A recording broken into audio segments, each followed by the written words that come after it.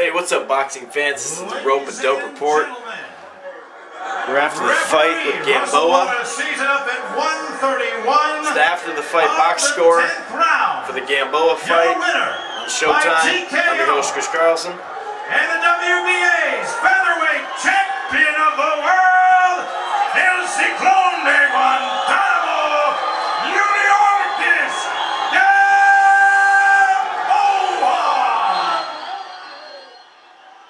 Anyway, I don't know what you guys think about that stoppage. I thought between rounds they should have stopped it. Like maybe have the doctor look at his eye the last couple rounds and finally maybe say, hey, you got one more round left. You know, that type of thing. I thought it was an early stoppage. Anytime a ref has to come in and kind of cut in between, I don't know. It was a weird stoppage. But anyway, let me turn this down just a little bit. I'm your host, Chris Carlson of the Rope and Dope Report. I'm here with the after the fight box score of the Gamboa versus Rojas. Actually, let's talk about the undercard first. I want to get these names right. It's Aiden Mike Tyson. Mini Mike Tyson, they call him. Mini Tyson. Should have been Mini Mike. I think that sounds better. But that's probably Gamboa's title, Mini Mike.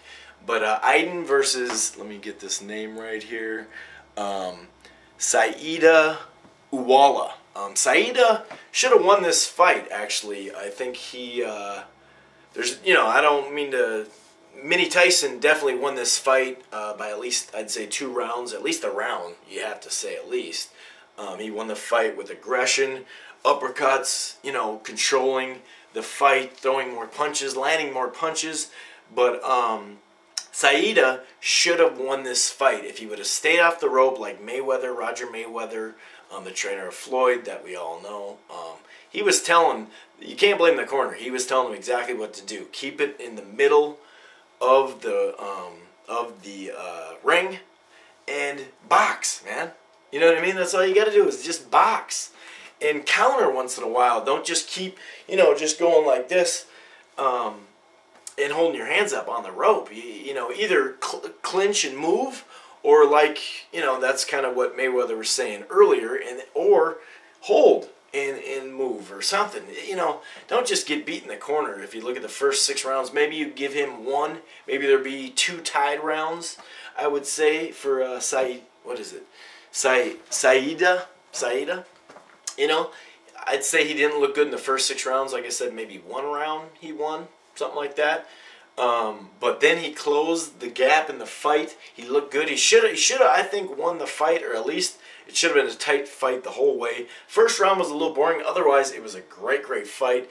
And I don't know if you caught this, but in Mini Tyson, little Mini Mike, did you see the trainer, the back of his head? First of all, he had this looked like a big old, like a nipple-sized zit right here, you know, just, and then he had all these scars and like open slits and cuts and all sorts of stuff going on the back of his head. I don't know if you guys saw that. I know it's kind of weird to talk about, but from like the 6th round on, I noticed it, and I was like, oh my God. Anyway, look for the replay on that. It's kind of funny. Dude's head is all, he's got like a meteor crashed into his nipple-size whitehead on his back of his neck. I don't know whether to get him out of our country or keep him here and test what is going on the dude's back of the head. Sorry if that's something going on the back of your head, some sort of disease or something. I'm sorry if I talked to you bad. You know, I don't mean to talk bad about the trainer. I've had a couple of drinks. I'm just kidding around. Anyway, he should have won that fight, but I will give it to the Mini Mike Tyson. He won the fight. Let's get to the main event. Yuriorkis Gamboa. I think he should be Mini Mike. That should be his nickname. I like his nickname. Anyway, against Rojas. Rojas was a live opponent for at least the first 4 to 5 rounds. He moves around. He sometimes, you know, tries to get in there and mix it up, but normally he just kind of moves around. His balance is all messed up. I did see one of the fights, not both of the fights, with Chris John, and his balance were messed up. They talked about it on the telecast tonight. They were talking about how some of the knockdowns were just off balance, and you could see a lot of that was that. He had a really weird style that way, but at least he was a live fighter. I think this is a perfect step for Gamboa. And a lot of people make comments on Gamboa saying he doesn't have to worry about his defense. He's just going to knock everybody out. And that's just BS. I mean, like I say on my comments, ask Pacquiao. You know, Pacquiao learned some sort of defense, you know what I mean, and smarter fighting, and then slowly demolish your opponent. Much like, if you look at David Diaz, that's like the perfect Pacquiao is right there. He just demolished David Diaz. Anyway, this is how Gamboa has to fight against boxers, like if he fights Chris John. You know, personally, I think he should fight Chris John a little bit. He fought a taller opponent tonight in Rojas.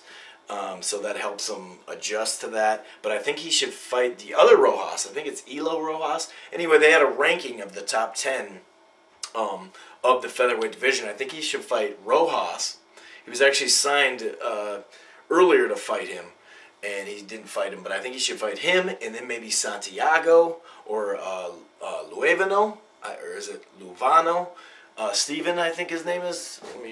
Yeah, he should fight him. You know, maybe those 2 or 3 fights, because no matter what, Chris John's fighting Rocky in late June, regardless. So he could get a fight in. You know, who knows the way he fights? He could maybe get 2 fights in. But I think he should get a fight in and then see where he's at. He's already had a couple of fights that went close to the distance. His second to last fight on ESPN was a 10-rounder, and this one was a 10-rounder. I believe in May.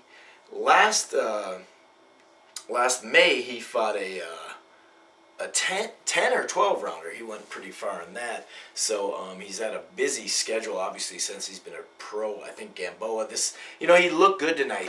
He had the hands up, or at least one hand up. You know, he's not like Floyd, where he's using the shoulder with one hand up, but at least one of the hands are up, and he's kind of poking with the jab, flicking a good jab, or sometimes blocking shots with the jab, or kind of touching gloves and landing the right. You could see he hurt him a couple times. He spazzed out a couple times. You could see he was still too aggressive when they're just brawling, but, you know, a couple times the blood was in the water, and you could tell Gamboa was going for him.